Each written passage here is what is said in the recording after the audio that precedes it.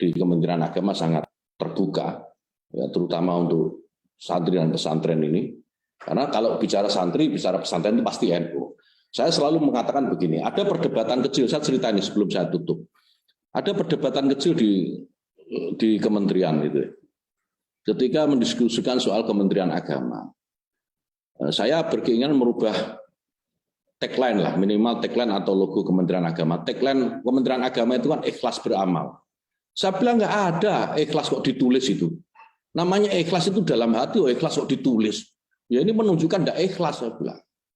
Tidak ikhlas itu artinya mungkin kalau ada bantuan terus minta potongan itu nggak ikhlas. Kelihatannya bantu tapi minta potongan itu nggak ikhlas. Nah ikhlas beramal itu nggak bagus, nggak pas, saya bilang.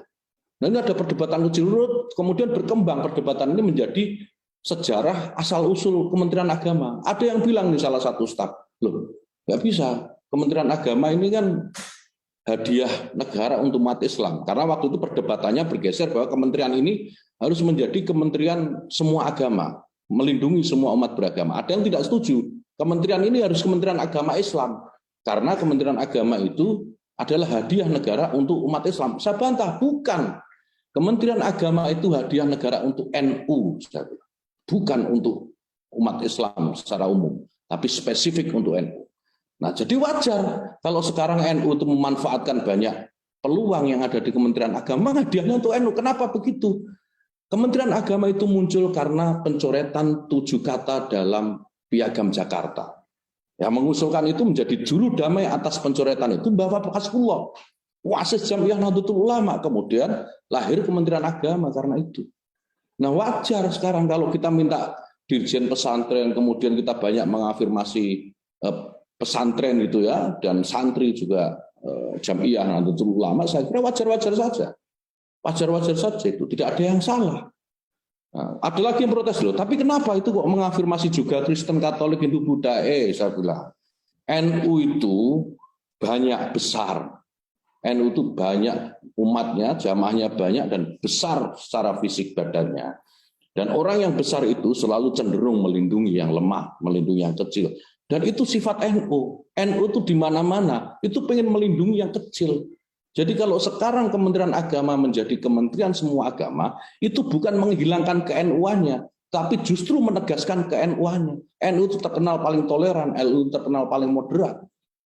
Itu saya kira tidak ada yang salah. Nah, saya kira ini background gitu ya, kira-kira menjadi background landasan gitulah cara berpikir kami di Kementerian Agama yang insya Allah sudah hampir seragam. Sudah hampir seragam, meskipun masih ada 1-2 ya biasa itu, karena kita mengelola organisasi yang besar. Nah, kesempatan ini sekali lagi mari kita manfaatkan untuk kebaikan.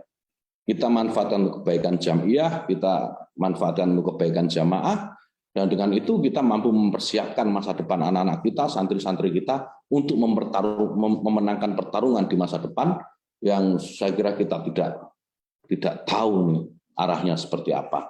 Demikian Gus Rozin, Kiai Rozin, dan Bapak Ibu sekalian yang bisa saya sampaikan. Saya mohon maaf, saya tidak sempat ngikut, saya tidak sempat sikut-sikut tidak.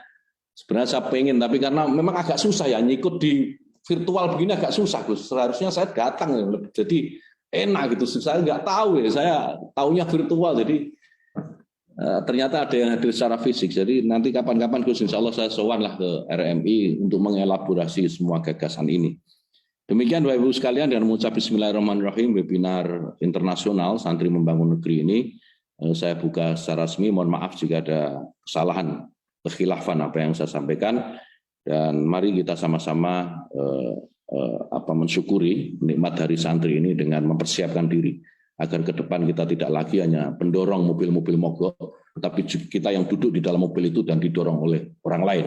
Demikian, wallahu yuwaffiquna fi ma yuhibbu wa yardah, wallahu muwaffiq ila aqwamit thoriq. Wassalamualaikum warahmatullahi wabarakatuh. Bareng Gus Rozin.